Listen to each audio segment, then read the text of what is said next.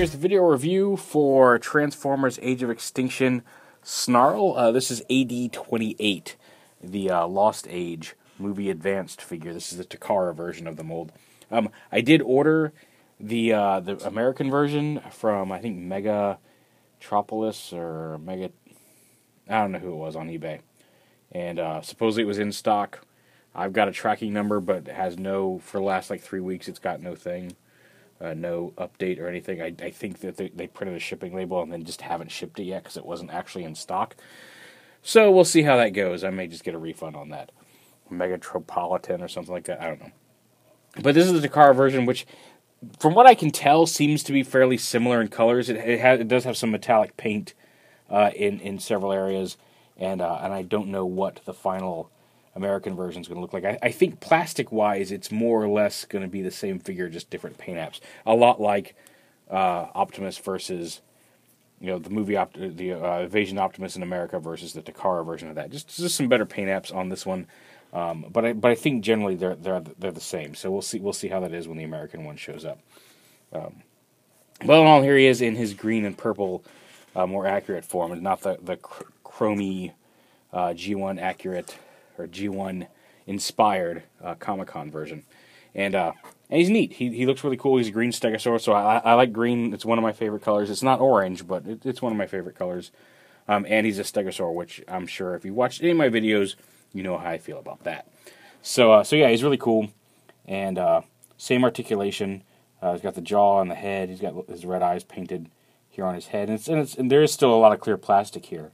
Obviously, what was chromed here on the Comic-Con version is now clear plastic. His head is not clear. His head is solid green plastic. But all in all, it looks like the layout's more or less the same.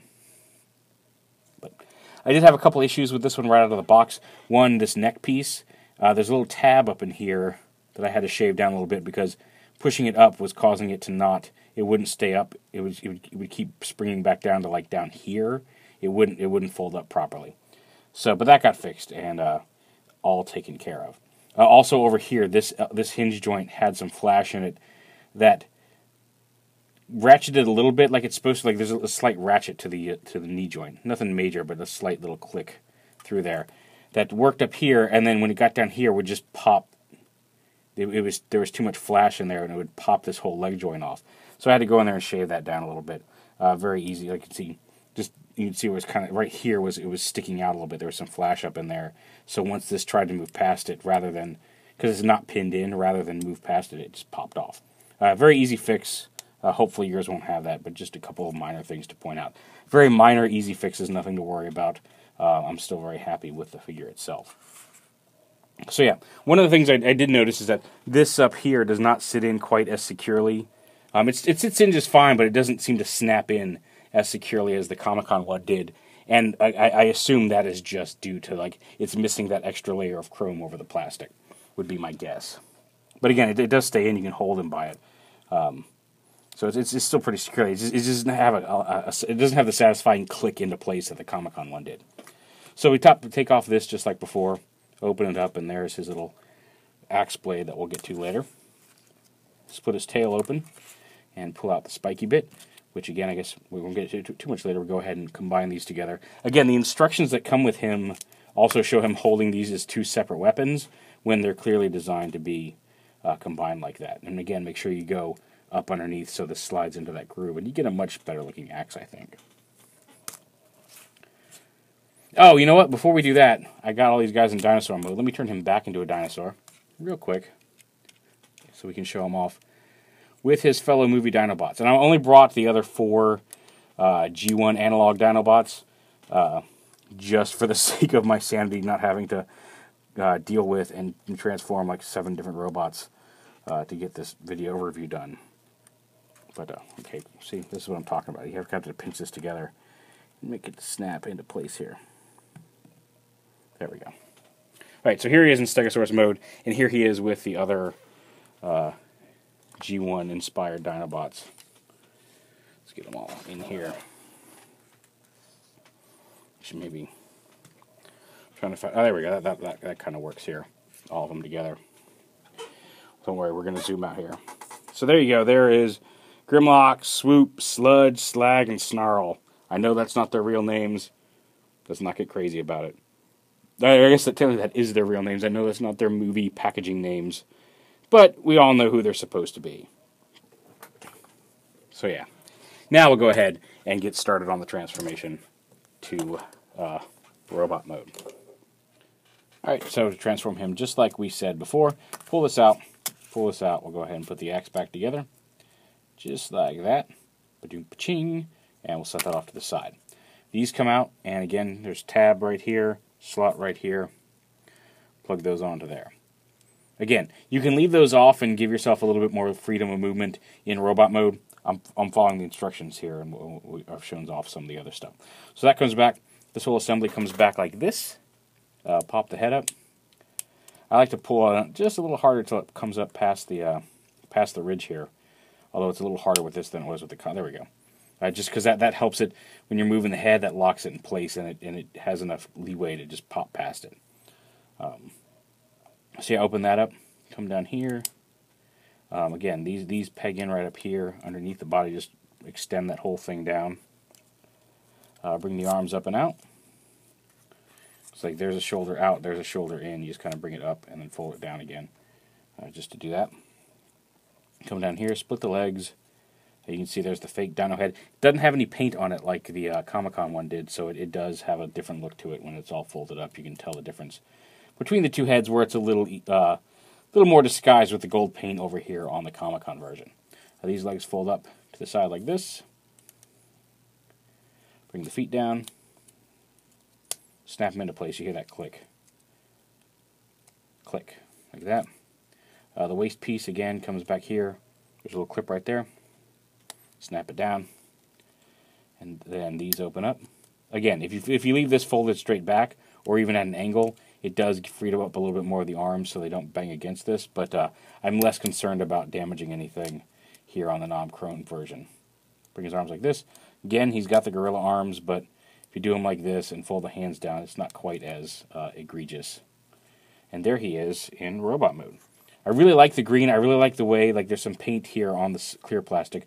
But I really like the way the clear plastic works on here, much better than the chrome on the G1 version from Comic-Con. I do like the G1 version. It's a very nice homage to the original and has the parts chromed, but I really like the effect of the clear plastic, or the translucent plastic, I guess, here on the green version. And we'll give him this weapon. He's got all the same posability as before. He's got the universal shoulders, which again clack a little bit with this, and again you can alleviate that by folding these back, and that gives him a lot more freedom of movement. He does have the gorilla arms, unfortunately, but that's just how it is. There is a bicep swivel, no waist swivel due to the transformation, but ball joint hips, mid-thigh swivels, hinged knees, and he does have hinged feet here. No ankle tilt, but again, Deluxe mainline transformer. You don't usually see that too often. And his head's on a ball joint. He's got purple eyes this time, purple details on the green body.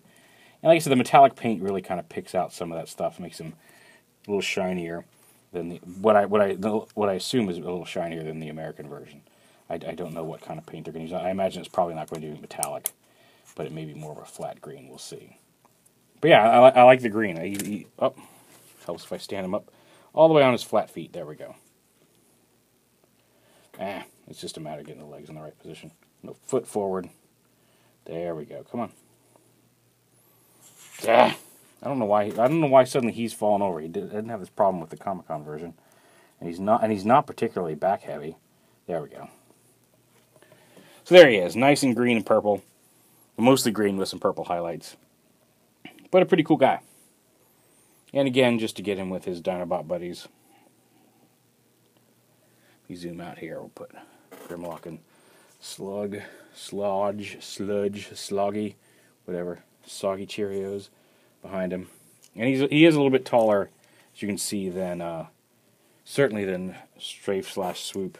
Actually, he's a little taller than Slug as well. So he's of the Deluxe. I think he might actually be the tallest of the Deluxe Dinobots.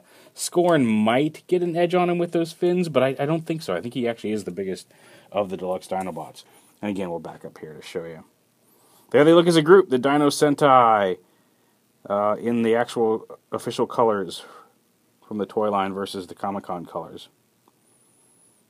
But yeah, they look really great together as a group. Like I said, it was going to be hard pressed for me to not like Snarl, and I want to just put that as a disclaimer because like your mileage may vary. I totally get some people who will be put off by the elbows and things like that. Like I'm really happy. I think him and Slog might be my two favorite Dinobots in the group. I may actually end up getting the Comic-Con colored Slog from Amazon just to have